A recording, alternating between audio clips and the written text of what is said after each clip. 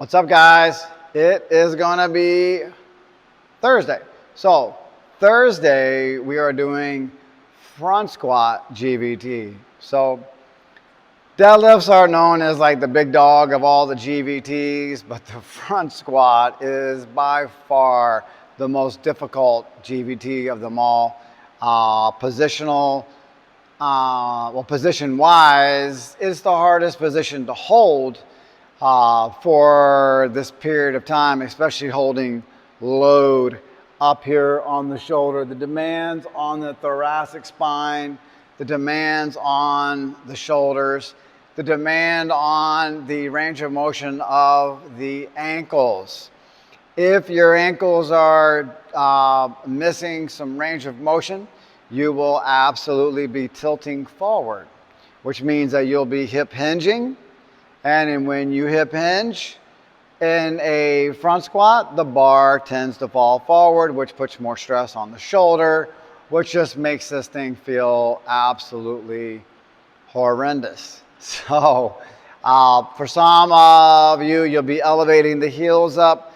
That will allow you to get that weight back over the moment arm.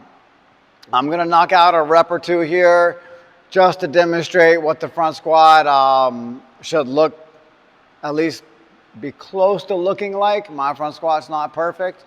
And then I'm going to bring my assistant in. She's just going to use the stick to show where the baseline for the moment arm is. And this will allow me to show you a couple of things that you can do or you can focus on while you're going through this GVT front squat and work on these three components to make life a little easier on you and to make the workout a little more effective. So if I step back here, first thing we're going to do to unrack it is actually going to look just like a back squat to start with. You're going to get your hands firmly planted onto the bar. You're going to externally rotate. I can hold on to it with my entire hand at this point, but it's taken me years to get there. The best way to really start is just go with the 2 fingers over the top of the bar. You definitely don't want your hands in too close. If I bring my hands in too close, you can see the elbows come in, and then my bicep ends up right up underneath my forearm, which that in return pushes my elbow down, which then in return drops the bar off my body. So I need to find a position that allows me to get my elbow up a little higher. So I want to get my forearm on the outside of the bicep. That'll allow me to push my elbow up. So just a basic front squat. Lock this in, externally rotate. You can slam the bar into the back of the rig if you like. When you come underneath, what we want to see is that your elbows are up. You get your hips underneath the bar and lift her up. Now, I'm going to step back far enough so that you can see everything here. So, your stance on a front squat is not a super wide stance at all. This is actually a little more of a narrow stance squat. I'm going to get my big toes, dug into the floor, externally rotated, elbows are up. I'm going to blow that air out, bracing through the abs. Now I'm going to tighten up and breathe in down. Exhale up. From the side, what we're looking to see happen is that the elbows, better turn a little bit like this, the elbows don't drop. So as you go down, you don't want to go back and hinge like a back squat. You see the elbows dropping. What I want is the knees to go forward, the elbows to stay up, and keep those elbows up the entire time. One of the most common cues that you hear in front squatting is elbows up, elbows up, elbows up, elbows up, elbows up. Well, the problem with the elbows up cue is that it has major limitations to it. So I'm going to bring my assistant in. My assistant is going to show us what it looks like when we use our thoracic spine, when we use our elbows, and when we use our shoulders, and the differences between the three. and how they both can help you as you're moving through the front squat. So let me get here. So after I walk out, actually, let me just have you stand over here, love. And then you're gonna come through in just a moment. I'm gonna turn like this. I think this will probably work.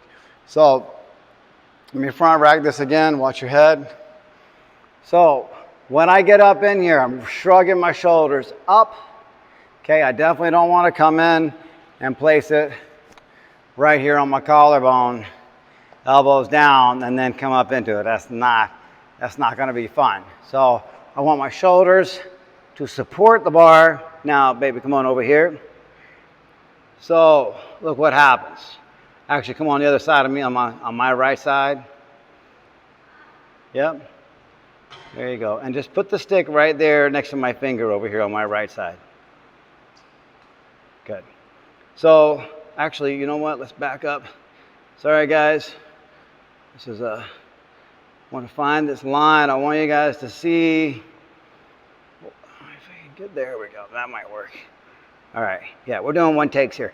So put the stick all the way up against my bar. So now, if I just push up on the elbow, all I do is just drive the bar into my throat. So that's about all I got in terms of elbows up. Now, my thoracic spine, if I'm slightly tilted forward in my thoracic spine, that throws the bar forward. That's not a good thing. So there's three things that I can do. I can obviously push the elbows up. I can lift up through my thoracic spine, and I can shrug the shoulder up. Let me get a little closer. Thank you, baby. That's it. So once again, three things that we can do to keep this bar in a better position is I can drive the elbows up, I can lift up through my thoracic spine, and I can shrug my shoulders up, okay?